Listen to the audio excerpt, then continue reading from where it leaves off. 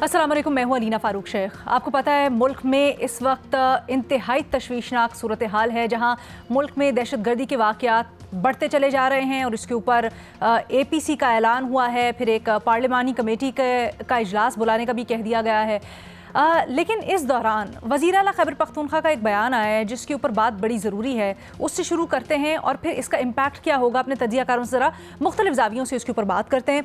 बात कुछ यूँ है कि कल प्रेस कॉन्फ्रेंस करते हुए जहाँ अपनी सूबे की कारकर्दगी और दीगर उमूर के ऊपर बात की अली अमीन गंडापुर साहब ने, वहाँ दहशतगर्दी के ऊपर और इस अहम मसले के ऊपर, क्योंकि उनका सूबा भी एक इंटेग्रल पार्ट है जो खैबर पख्तूनख्वा में सारी की सारी दहशतगर्दी, अफ़गानिस्तान से होने वाली दहशतगर्दी उसका, तो उन्होंने अपना टेक अवे दिया और उन्होंने ये जो सारी दहशतगर्दी के वाक़यात बढ़ रहे हैं उसकी ज़िम्मेदारी विफाक और इदारों पर डाल दी। उन्होंने कहा कि जो हालात यहाँ तक पहुँचे हैं विफाकी हुकूमत और इदारों की नाअहली है।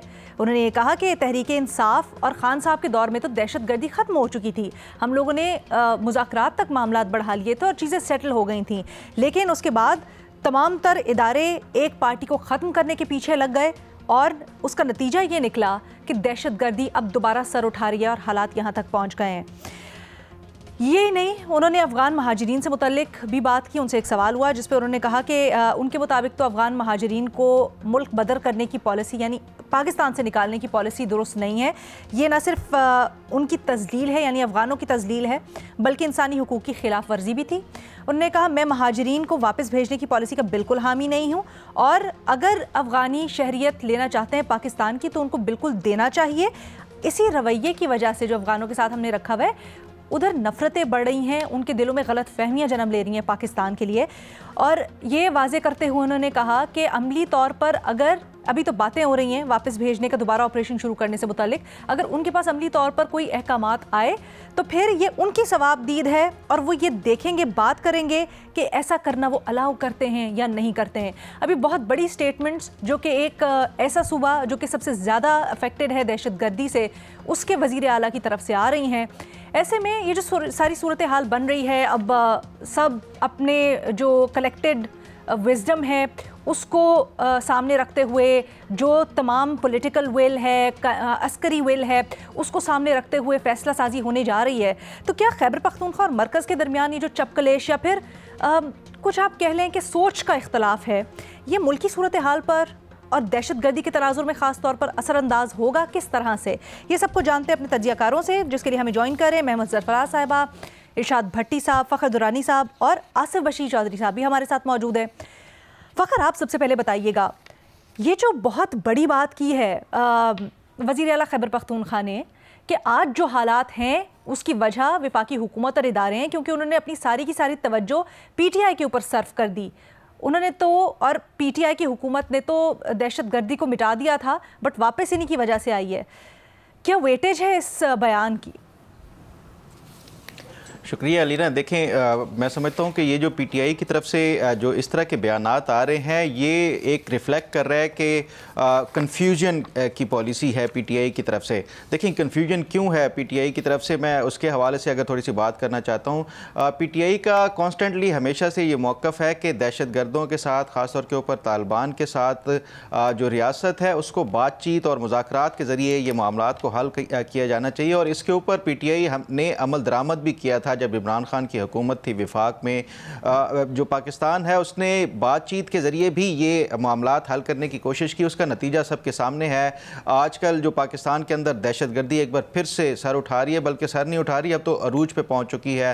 कल का दिन देख लें, जितने जो दहशतगर्दी के वाक़यात खैबर पख्तूनख्वा में और बलूचिस्तान में हुए वो सब के सामने है। तो ये जो PTI की तरफ से एक सोच है या एक हमेशा से पॉलिसी है कि ये इन दहशतगर्दों को जो है वो खुश करके और मुज़ाकरात के ज़रिए ही मामलात को हल किया जाए, लेकिन जो ग्राउंड रियलिटीज़ हैं वो सब के सामने है कि इन मुज़ाकरात के ज़रिए कोई बातचीत के ज़रिए हल सामने नज़र नहीं आ रहा। दहशतगर्दी में मज़ीद इजाफा हो रहा है। तो PTI के सामने गोया इस टाइम जो है एक तरफ जो कुआं है और दूसरी तरफ खाई है, इनको ये समझ नहीं आ रही कि करना क्या चाहिए। क्योंकि सूबे के हवाले से देखा जाए तो ये इस तरह की भी इतलात आई हैं कि ख़ुद वज़ीर आला जो खैबर पख्तूनख्वा है वो तालिबान तक को भत्ता देते देते रहे हैं अपनी ज़मीनों के हवाले से, तो ये वहाँ पे लॉ एंड ऑर्डर की सिचुएशन है। और जो जिस तरह ये कह रहे हैं कि बातचीत के ज़रिए, तो बातचीत तो इनका वही है कि भत्ते के ज़रिए ये खुद अपनी ज़मीनों और बाकी सूबे का लॉ एंड ऑर्डर का कंट्रोल करना चाहते हैं। जबकि दूसरी तरफ जो रियासत है वो ये चाहती है कि हमने बातचीत का एक नतीजा देख लिया है, उसका कोई सामने हल नज़र नहीं आया। अब ये जो पार्लियामेंट की एक सिक्योरिटी कमेटी है उसके ज़रिए जो हुकूमत ये चाह रही है और जो रियासत ये चाह रही है कि एक स्टैंप हासिल कर ली जाए एक कौमी सतह के ऊपर इन दहशत गर्दों के ख़िलाफ़ अगर कार्रवाई करनी है उसके हवाले से भी, और दूसरा ये कि BLA को एक कौमी सतह के ऊपर एक ये इस तरह की दहशत गर्द तंजीम के तौर के ऊपर जो कि मुल्क की सलामती के ख़िलाफ़ बरसर पैकार है, तो ये जो पार्लियामेंट के एक प्लेटफॉर्म से चाह रहे हैं जो रियासत है और हुकूमत है, PTI ये कन्फ्यूजन का शिकार है कि क्या हमें ये स्टैंप लगाने में हिस्सा बनना चाहिए या नहीं बनना चाहिए। मैं समझता हूँ यही वो जो रिफ्लेक्ट कर रही है अली अमीन गंडापुर की जो स्टेटमेंट है और जो बयानात है। अब देखते ये हैं कि ये वहाँ पे जाके भी क्या ये जो पार्लियामेंट और जो हुकूमत ये चाह रही है कि एक मुश्तरका तौर के ऊपर और मुत्तफ़िका तौर के ऊपर, चाहे वो करारदाद की सूरत में हो, चाहे वो नेशनल एक्शन प्लान की सूरत में हो, वो एक कोई भी डॉक्यूमेंट सामने आता है उसमें ये हिस्सा डालती है या नहीं डालती।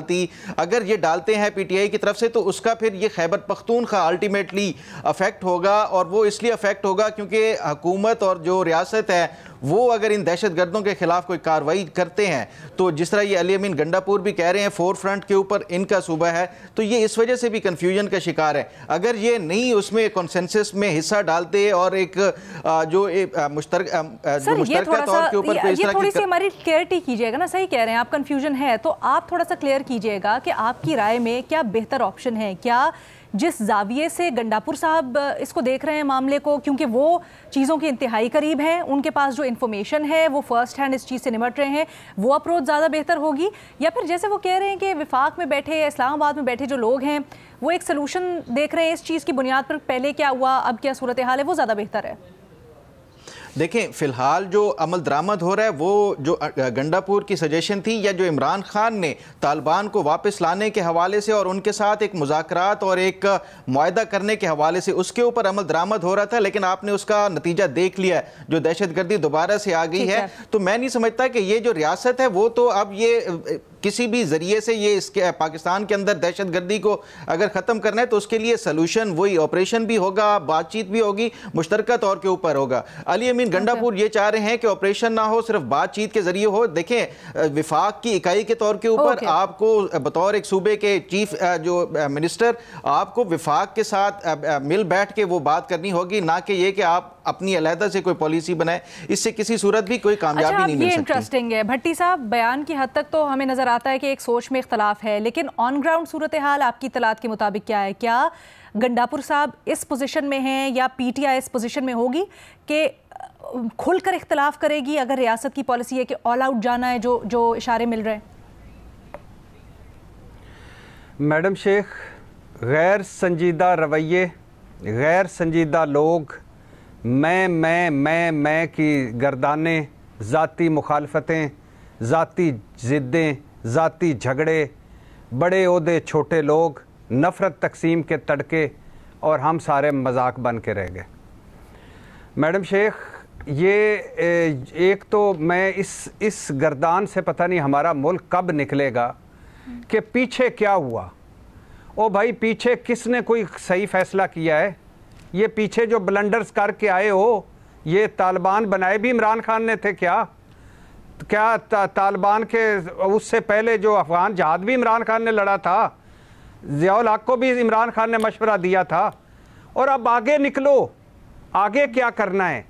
मुल्क पर एक दहशतगर्दी का वो आसेब का साया पड़ रहा है कि किसी का घर महफूज नहीं है।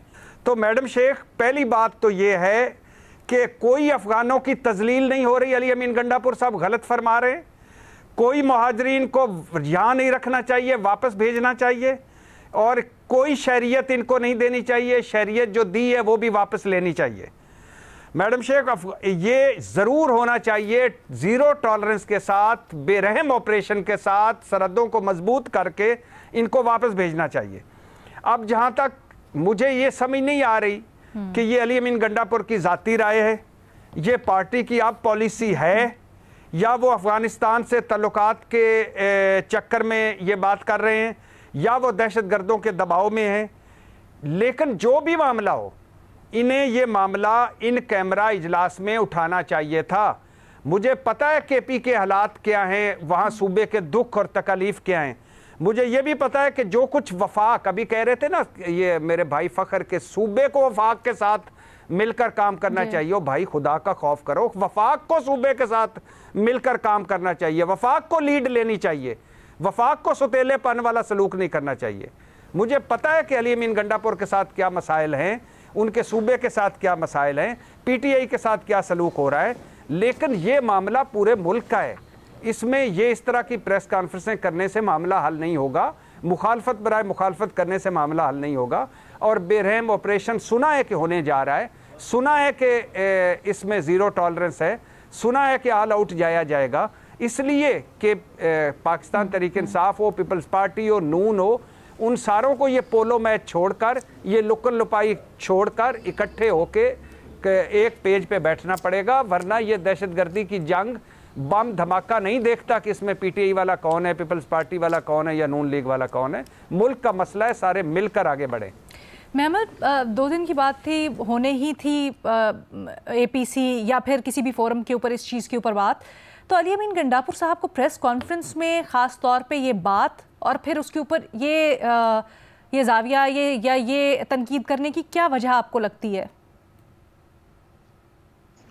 देखिए लीना, पहली चीज़ तो ये है कि जो उन्होंने अफ़गान मुहाजिरीन वाली बात की है कि उनकी बेदखली के ऊपर उन्होंने कहा कि ऐसे नहीं होना चाहिए। इसके ऊपर तो आपको पता है कि ह्यूमन राइट्स ऑर्गेनाइजेशंस की, सिविल सोसाइटी की भी यही राय है कि जिस तरीके से एक अफ़गान रेफ्यूजीज़ को, माइग्रेंट्स को जिस तरीके से निकाला जा रहा था, आपको पता है केयर टेकर के ज़माने में जब शुरू हुआ था, एक knee jerk reaction to the Afghan Taliban regime था। और फिर बग़ैर आप उस वक्त तो टाइम लाइन भी इतनी उन्होंने जल्दी कि बस अभी जाए अभी जाए, आपको पता है कि टाइम भी नहीं दे रहे थे, वार्निंग भी नहीं थी और एक प्रोसेस नहीं फॉलो किया जाता, और फिर इसके ऊपर तो बहुत ज़्यादा वावेला भी हुआ। तो ये बात जहाँ तक उनकी है कि इनको इस तरीके से बेदखल नहीं करना चाहिए और जो हो रहा है, क्योंकि देखिए अलीना वो वहाँ तक तो वो बात जो है उनकी चले ठीक है। मसला ये है अलीना, और इसके अंदर तो मैं ये भी कहूँगी कि रियासत को भी ये समझना चाहिए और शायद रियासत को ये पता भी हो कि अफ़गान रेफ्यूजीज़ की वजह से दहशतगर्दी इधर नहीं है। तहरीक तालिबान पाकिस्तान और अफ़गान रेफ्यूजीज़ में फ़र्क है। TTP को सेफ हेवन्स अफ़गानिस्तान में मिले, क्रॉस बॉर्डर टेररिज्म हो रहा है। BLA के ऊपर भी यही कहा जा रहा है, क्रॉस बॉर्डर टेररिज्म के वहाँ पर इनको पनाहगाहें मिली हुई हैं। तो वो जो लोग यहाँ रहते हैं, जो अफगान रेफ्यूजी जहाँ डेकेड से हैं, दहाइयों से हैं, वो ऐसे ऐसे बच्चे हैं जो पैदा भी इधर हुए, उन्होंने कभी अफगानिस्तान देखा भी नहीं, उनको भी यहाँ से बेदखल किया जा रहा है। तो उनका इस दहशतगर्दी से तो कोई लेना देना नहीं है। अब जो आपका सवाल है कि क्या फेडरल गवर्नमेंट और प्रोविंशियल गवर्नमेंट के जो ये मसाइल हैं, इनकी वजह से जो है वो सूरत हाल कैसी होगी, देखिए ये नहीं होने चाहिए ना, क्योंकि इस वक्त एक्चुअली पाकिस्तान का वाकई ही ऑलमोस्ट जो सबसे बड़ा मसला है वो है ही दहशतगर्दी। अब आप मुझे बताएं अलीना, 2 सूबे सबसे ज़्यादा जो अफेक्ट हो रहे हैं, खैबर पख्तूनख्वा और बलूचिस्तान, और अगर उनमें से एक सूबा उसकी अगर फेडरल गवर्नमेंट से कशीदगी है तो फिर कैसे कंसेंसस बनेगी दहशतगर्दी जैसे अहम मौजू के ऊपर। दहशतगर्दी को फाइट करने के लिए देखें, हमने देखा था APS के बाद एक पॉलिटिकल कंसेंसस बनी थी, ऑपरेशन हुआ था जिसकी वजह से जो है हम दहशतगर्दी से का खात्मा भी किया। अभी जो ये बात ये कर रहे हैं कि इनकी पॉलिसी थी कि दहशतगर्दी, बात ये है कि मैंने उस दिन भी आपको मोहसिन दावर साहब की ट्वीट पढ़ के सुनाई थी कि उन्होंने कहा था कि फॉल ऑफ काबुल पे आपने तो कहा था ना कि गुलामी की जंजीरें तोड़ दी, और आप लोगों की पॉलिसी थी। और उसके अलावा इनके ऊपर ये तनकीद भी होती है कि जो रीसेटलमेंट की पॉलिसी इनकी थी, वो कब क्या टाइमलाइन लेता हुआ था, लेकिन जो इनकी पॉलिसी इनकी थी, इन्हीं की हुकूमत ने रीसेटलमेंट की निगोशिएशन की थी, और इन्होंने ये भी एग्रीमेंट किया था कि निगोशिएट भी करेंगे TTP के साथ। उस वक्त भी तनकीद करते थे हम लोग तो, और सवाल भी करते थे कि क्यों निगोशिएट कर रहे हैं। तो ये जो एक वेव वापस आई, ये फॉल ऑफ काबुल के बाद आई। और उसके बाद से मजीद बढ़ती गई, इनको तकवीयत मिलती गई है, ये स्ट्रेंथन होते गए। तो इस चीज के ऊपर तो फेडरेशन और सूबे जो है उनको इकट्ठे होना पड़ेगा, पॉलिटिकल कंसेंसस बनानी पड़ेगी, क्योंकि ये आसान जंग नहीं होगी अलीना। आपने देखा है कि जिस तरह के हमले हो रहे हैं वो कोई बिल्कुल नॉर्मल नहीं हो रहे, उनको बाहर की सपोर्ट भी हासिल है, तो इसके लॉजिस्टिक सपोर्ट और बाकी सब भी, तो ये बहुत टफ फाइट होगी और इस फाइट के लिए यूनिटी की बहुत जरूरत है। इसके अंदर कोई पैटी पॉलिटिक्स करने की जरूरत नहीं है। अनफॉर्चुनेटली पॉलिटिकल पोलराइजेशन की वजह से हमने पहले भी बात की कि यहाँ पर पैटी पॉलिटिक्स होती है और यहाँ पर इसलिए डिफरेंस ऑफ ओपिनियन हो जाता है। अच्छा महमा, जब आपने अफगान महाजिरीन को वापस भेजने वाली बात की और उसकी मुखालफत की, तो एक ये कहा जाता है कि बेशक तमाम तर अफगान महाजिरीन जो यहाँ पर मौजूद है वो नहीं, लेकिन कुछ ऐसे अंसर मौजूद हैं जो कि क्रॉस बॉर्डर टीटीपी के यहाँ पर एक तरह से कह ले उनके नुमाइंदे या फिर उनको मदद फराहम करते हैं। अगर उनके स्लीपर सेल हैं या उनके कोई कह ले एलाइज हैं जो उनको हेल्प कर रहे हैं इधर, उनके ऊपर तो क्रैकडाउन होना चाहिए। मैं उनकी बात नहीं कर रही, मैं ओवरऑल जो पॉलिसी है वो कोई ये नहीं है कि टीटीपी के एलाइज कौन है, लेकिन कहते हैं ये जांचना बड़ा मुश्किल, ये दलील हमेशा दी जाती है कि जांचना बड़ा मुश्किल है कि कौन है कौन नहीं। अलीना, हमने स्टोरीज भी उस वक्त, आपको पता है कि वीडियो स्टोरीज भी कवर भी हुई, सारे मीडिया के ऊपर भी हुआ कि बच्चों को भेजा जा रहा है। अब बच्चे कौन टीटीपी का जो है वो साथ दे रहे होंगे, वो छोटे छोटे बच्चों, उनको भी आप इसी तरीके से करें। तो ये जो जिस तरीके से पाकिस्तान में अफगान रेफ्यूजीज की जो रिपेट्रिएशन हो रही है, ये पॉलिसी जो है मेरे ख्याल में इस पे नजरसानी की जरूरत है और थोड़ी सी ह्यूमैनिटेरियन ग्राउंड इस पे देखने जरूर चाहिए। लेकिन जैसा मैंने कहा कि इसका दहशतगर्दी से ताल्लुक, ठीक है, फेयर इनफ। आसिफ रशीद चौधरी साहब, आपकी इसके ऊपर क्या राय है? बिल्कुल, ये जो है इससे अगर वफाक और सूबा एक पेज पे नहीं होंगे तो दहशतगर्दी के ख़िलाफ़ जो जंग हम लड़ रहे हैं उसमें नुकसान होगा, ये तो बड़ा ऑब्वियस इसका क्वेश्चन है। लेकिन अफसोस की बात ये है कि वज़ीर आला खैबर पख्तूनख्वा ये बयान किसी पॉलिसी के तहत नहीं दे रहे, बल्कि अपनी टारगेट ऑडियंस को या अपनी सहूलत की खातिर दे रहे हैं। मुझे अफसोस इस बात का है कि वो वज़ीर आला एक ऐसे सूबे के वज़ीर आला जहाँ पे मगरिब के बाद स्टेट की जो है वो रेट जो है वो चैलेंज है, लॉ इन्फोर्सिंग एजेंसीज़ अपने कंपाउंड्स के अंदर महदूद होती हैं, जहाँ पे 7 में से 4 डिवीजन्स के अंदर तालिबान के दफातर कायम हैं और वो भत्ते लेते हैं लोगों से भी और सरकारी ठेकों के अंदर भी। वहाँ के वज़ीर आला का और फिर हमारे अमूमी तौर पे सियासतदानों का ब्लेम गेम करना कि तालिबान किसने बनाए थे, ये वापस किसने लाए हैं, ये एक ऐसी सूरत हाल है कि जिससे जो बहुत ज़्यादा हमारी जो है संजीदगी की मुतकाज़ी है, लेकिन इसके ऊपर भी अनफॉर्चुनेटली पॉलिटिक्स हो रही है। पॉलिटिक्स ये हो रही है कि जी फ़लाँ वाक़े के बाद किसने ट्वीट किए, फ़लाँ ये वो दहशतगर्द हैं जिनको फ़लाँ जमात लेके आई थी, और मतलब इस तरह की ब्लेम गेम सियासी जमातें एक दूसरे के ऊपर कर रही हैं। और एक जो हमारे सामने इतनी बड़ी एक बला खड़ी है, उससे लड़ने के लिए हम अभी तक तैयार ही नहीं हैं, बल्कि एक दूसरे के ऊपर इल्ज़ामात दे रहे हैं। देखें, जब हम पाकिस्तान में अभी हालिया दहशतगर्दी की बात करते हैं जिसमें हमारे 2 सूबे मुतासिर हैं, तो उन दोनों सूबों के अंदर दहशतगर्दी की नौइयत बिल्कुल डिफरेंट है।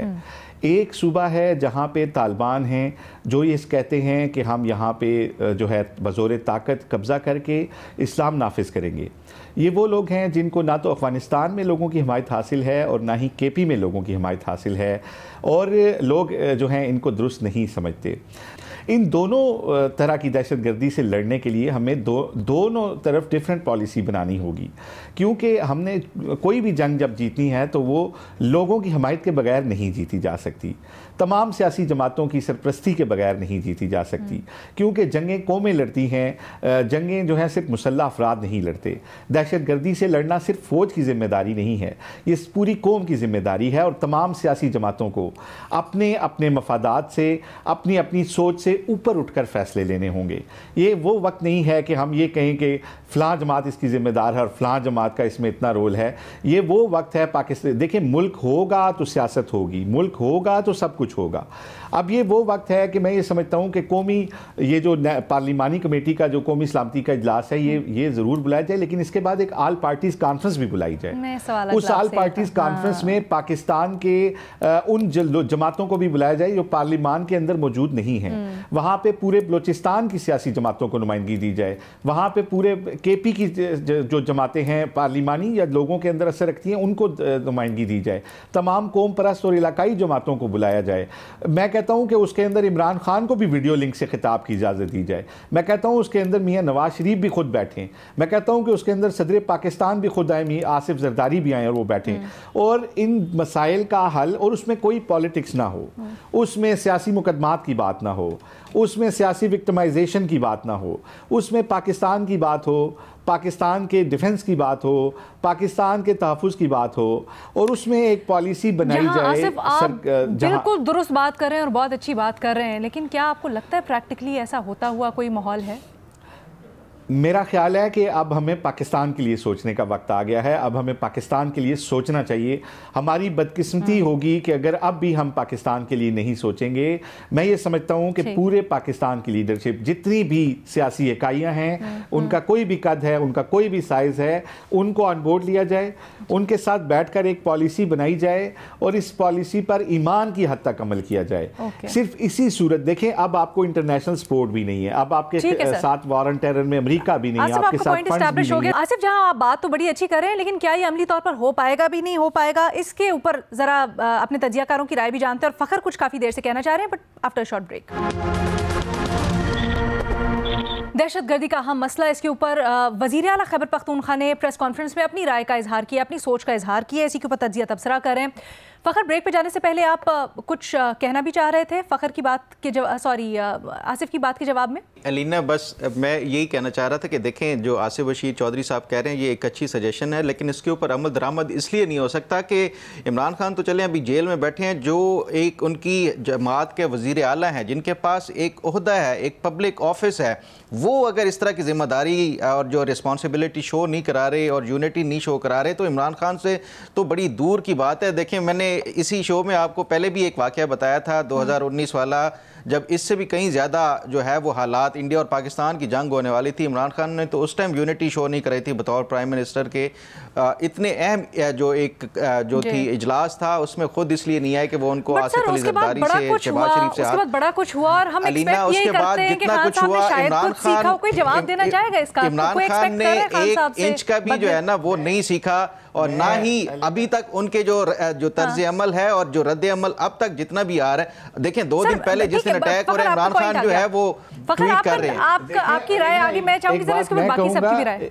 आसिफ जी, अलीना, मैं ये कहना चाहूंगा, देखें कौम देख रही है इन इश्यूज के ऊपर। अगर इमरान खान, हो सकता है बलूचिस्तान से भी कुछ जमातें ना आए, मैं तो कहता हूँ इसमें मारंग बलोच को और वो सारी लोग जिनको जो सियासी पार्लिमानी सियासत में नहीं है उनको भी बुलाएं और लोगों को बताएं कि कौन लोग हैं जो नहीं आके बैठ के बातचीत करना चाहते, कौन सी सियासी जमातें हैं जो इस एजेंडे के ऊपर भी सिर्फ पाकिस्तान के एजेंडे के ऊपर भी बात करने के लिए तैयार नहीं है। तो उसके बाद जब आप लड़ने जाएंगे फील्ड में तो आप ज्यादा कॉन्फिडेंट होंगे, आपके पास ज्यादा बड़ा मैंडेट होगा, और मेरा ख्याल है जो नहीं आएगा उसको सियासी नुकसान भी जो भी कुछ ऐड करना चाहते हैं जल्दी से प्लीज इंटरजेक्ट।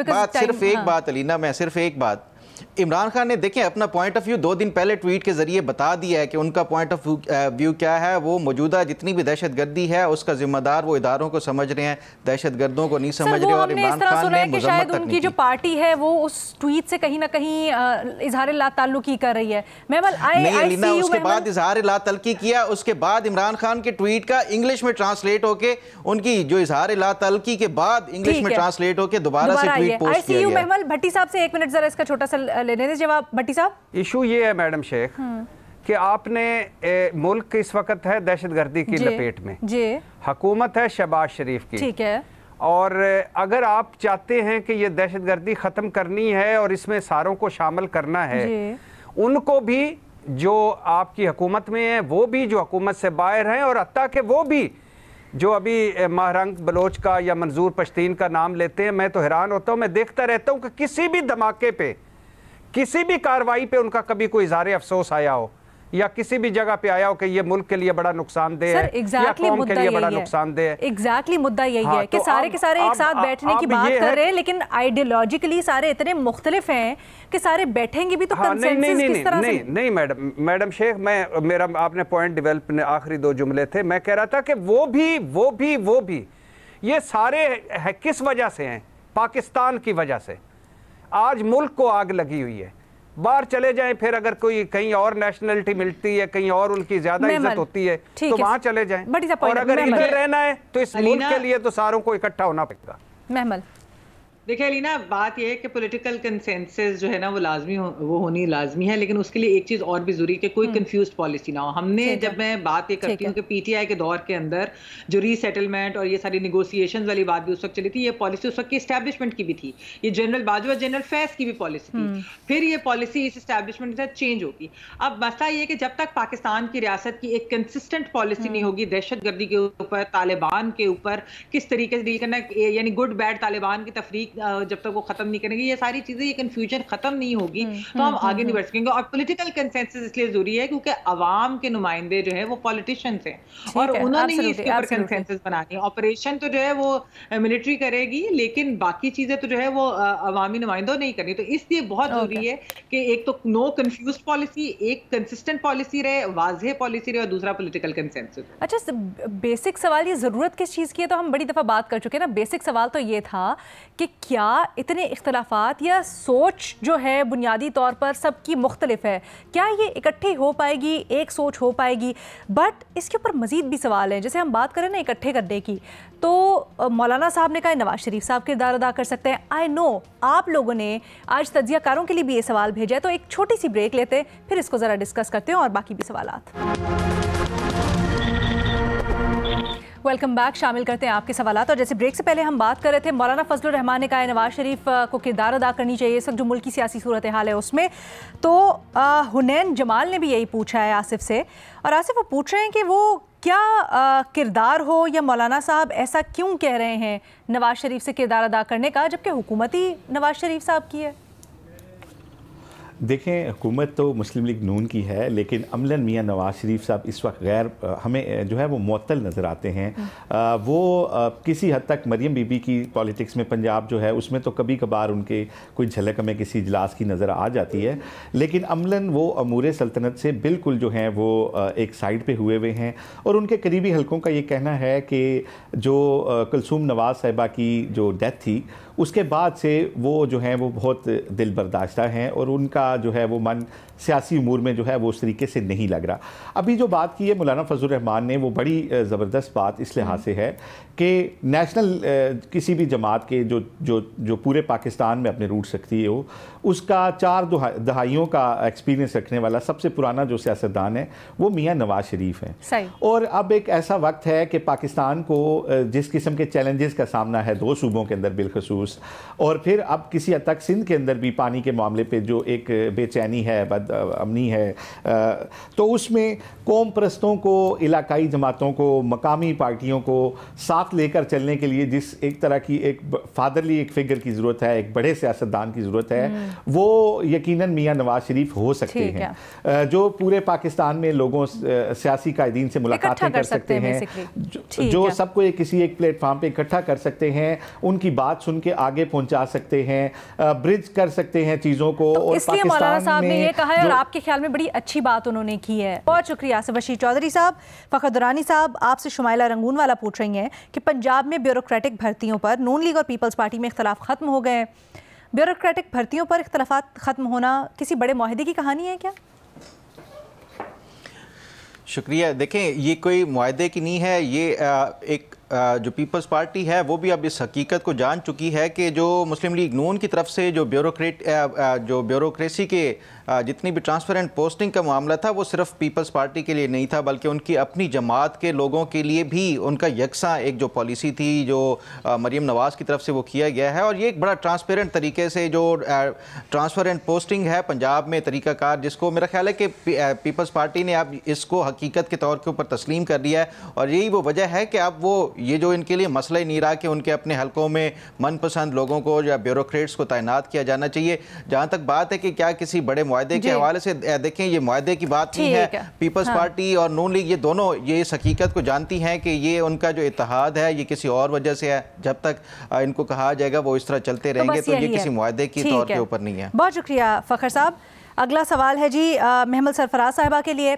महमल, आपसे पूछा जा रहा है कि कैसी रसूमात बरकरार हैं जहां पंचायत के फैसले के नतीजे में मासूम बच्चियों को वनी जैसी जालिमाना रिवायत का शिकार बनाया जाता है। आज के दौर में ऐसा कैसे मुमकिन है?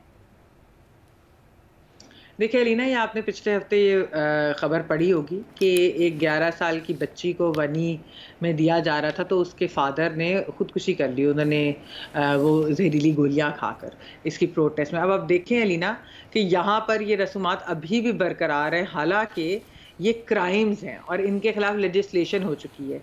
ये खाली वनी सवारा की बात नहीं जिसके अंदर बच्चियों को, यंग बच्चियों को डिस्प्यूट, ख़ानदानी डिस्प्यूट सेटल करने के लिए जी उनको गिव अवे किया जाता है। किस किस्म की बात है? इस क्राइम को तो बिल्कुल बंद होना चाहिए और इसके ऊपर तो एक इम्प्लीमेंटेशन, जो कवानीन है उनकी इम्प्लीमेंटेशन होनी चाहिए। फिर आप देखें, आपको पता है कि यहाँ पर कारोकारी, जिसको ऑनर किलिंग कहा जाता है, हालांकि there is no honour in killing, इस तरह की भी जो चीज़ें हैं वो भी अभी तक हो रही हैं, ये वाली चीज़ें। लेकिन इस क्राइम को, इन हीनस क्राइम को जब तक हमने ख़त्म करना है तो उसके अंदर से बस ये है कि इम्प्लीमेंटेशन इनकी होनी जरूरी है, इनको सजा देना जरूरी है। आप देखें ना, पाकिस्तान क्यों जेंडर गैप इंडेक्स के अंदर इतना नीचे होता है? सिर्फ हम सूडान से बेहतर है, किस वजह से? वो इसी वजह से कि यहाँ पर हम बातें बहुत करते हैं, बहुत सुनते हैं, लेकिन अमली तौर पर कुछ नहीं होता। असल चीज आती है करने का, अमली तौर पर कुछ नहीं होता। बिल्कुल सही, बहुत बड़ा सवाल है और अपडेट यही आ रही है इस सिलसिले में कि आईजी खैबर पख्तूनख्वा ने हिदायत कर दी है इसके ऊपर कि सख्ती बरती जाएगी, कोई इसके ऊपर वो नहीं होगी, नेग्लिजेंस नहीं होगी।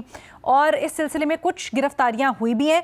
हम भी, कौकब शरीफ साहब सवाल भेजा है उन्होंने, तो हम इसके ऊपर नज़र रखे हुए हैं, आने वाले दिनों में भी इसको देखेंगे और अगर ऐसा नहीं होता तो फिर विल होल्ड देम अकाउंटेबल। भट्टी साहब, आपसे सवाल है और आपसे जोया अख्तर पूछती हैं कि पंजाब में एक हालिया सर्वे के मुताबिक 53% शहरी मरियम नवाज़ की कारकर्दगी को पीटीआई हुकूमत से बेहतर समझते हैं। क्या ये अवामी राय वोट में तब्दील होगी? मैडम शेख, इस पे कोई हंसना ज़रूरी था? जोया अख्तर बहुत ही प्यार के साथ आपसे ये पूछ रही हैं।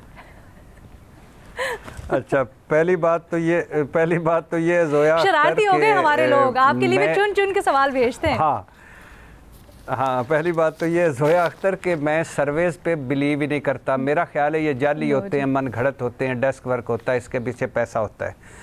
दूसरी बात यह कि उन अकलों पर मातम करने की ज़रूरत है जो साईं उस्मान बुज़दार और मरियम नवाज़ का मवाजना करते हैं।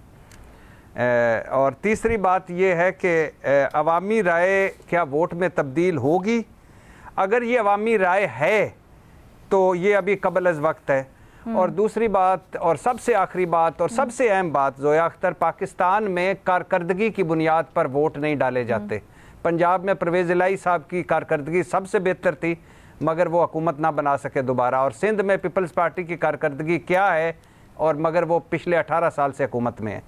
तो अभी बहुत कबल अज़ वक्त ये बात है, अभी बहुत कुछ होना बाकी है। सर, वैसे आपकी राय क्या है? क्या आप समझते हैं कि पीटीआई हुकूमत से बेहतर है ये नून लीग की हुकूमत जैसी कारकर्दगी कर रही है? जी, साईं उस्मान बुज़दार से मरियम नवाज़ बेहतर है। नहीं, पीटीआई हुकूमत करे ना, जो काम हुए सारे पीटीआई की हुकूमत में या नहीं हुए, वो अभी उससे कंपैरिजन करें। की बात कर रही हैं, पंजाब की खालिस्तान पंजाब की। जी, मुझे लग रहा है बेहतर है। बहुत शुक्रिया भट्टी साहब। आज के प्रोग्राम से इतना ही। आप इसी तरह से सवालात भेजते रहें और हमारी जो प्रोग्राम की एपिसोड अपलोड होती है उसके नीचे आपने जाना है, अपना कमेंट छोड़ना है, आपका सवाल हम प्रोग्राम का हिस्सा बनाएंगे। अल्लाह हाफ़िज़।